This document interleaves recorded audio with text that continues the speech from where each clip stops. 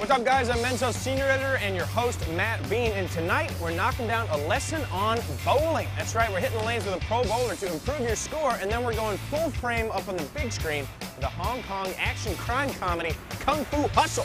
That's right, we're throwing strikes and karate chops all night long, so while I head inside to get my shoes on, you guys check out a little bit of Kung Fu Hustle.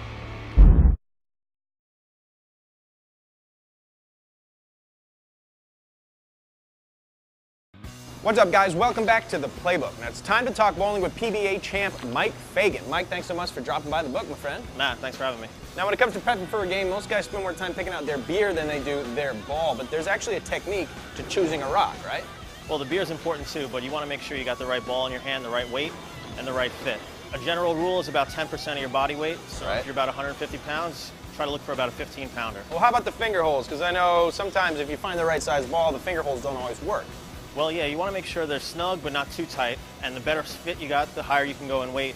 But if the holes are too big, then you probably can't hold on to it anyway. Okay, last but not least, shoes. Why are we bothering with those stinky old kicks that they throw across the table? They look cool, that's the first thing. But you want to make sure that you have a nice slide when you're bowling also. If you're planting with a rubber sole, your sneakers, you can do some damage on your knee. Very cool. All right, guys, keep it right here. Lots more great bowling tips to come, but right now we're going to send you back up to your Playbook movie, Kung Fu Hustle.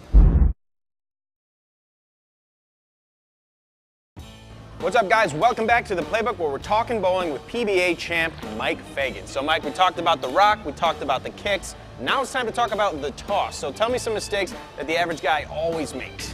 Well, the average guy is going to take a look at the pins he wants to hit and aim for them. That's pretty hard. So I think it'd be easier if you aim for the arrows. That's where I aim.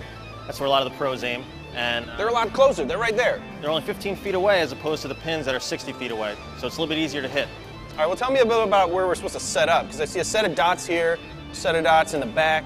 Which one are we supposed to use? Well, it all depends on how tall you are. If you're a little bit shorter, you want to start on the first set of dots. You being a little bit taller, I would recommend you stand by the back set of dots. Your strides are going to be a little bit longer. You're going to want to take 4 to 5 steps, and since you're right-handed, you're going to end on your left foot. All right, Mike, that's some good stuff. Let's see if I can put those tips to the test. You ready? All right, give it a shot. All right, let's toss the rock here. Oh, so close. All right, good shot, man. So close, but so far. All right, guys, keep it right here for lots more great bowling tips. Right now, more of your Playbook movie, Kung Fu Hustle.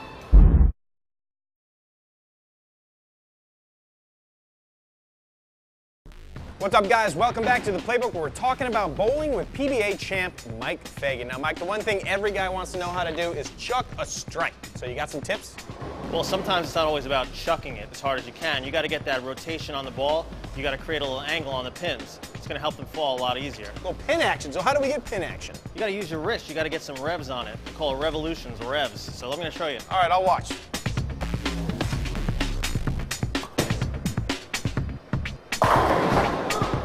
On command, my friend. All right. All right, let me see if I can replicate that pin action. All right, get it going. Come on. I got the spirit. I got the flavor.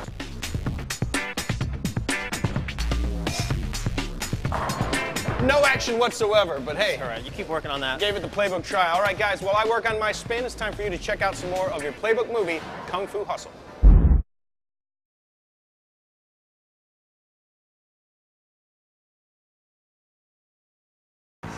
What's up, guys? Welcome back to the Playbook, where we're talking all about bowling with PBA champ Mike Fagan. Now, Mike, we talked about the strike, but now it's time to talk about the dreaded 7-10 split, the most difficult shot in bowling. So we got one set up back there. Is there any secret to doing this dance?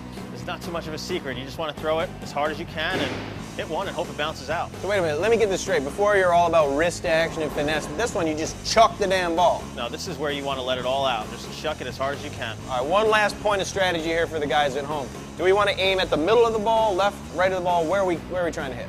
We're going to try to pop the pin into the side and hopefully it kicks across. All right, so if you're going to the right side, hit it on the inside. Basically, hit it on the inside. There you go. All right, well, why don't you show us how it's done? All right, we'll try.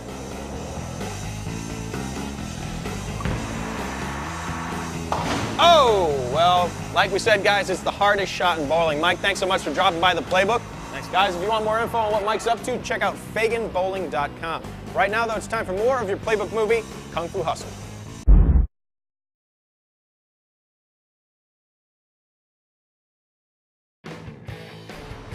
What's up, guys? Before we close the playbook tonight, I gotta remind you about next week's episode. Lace up those running sneakers and stretch out your Speedos because we're trying our hand at some triathlon training.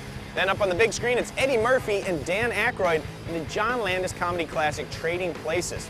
Big thanks to Lucky Strike for letting us bowl. Next time you're in New York, definitely come down and toss the rock. That's all next week, but right now it's time to get our final kicks in with the conclusion of Kung Fu Hustle. Good night, everybody. We'll see you next time.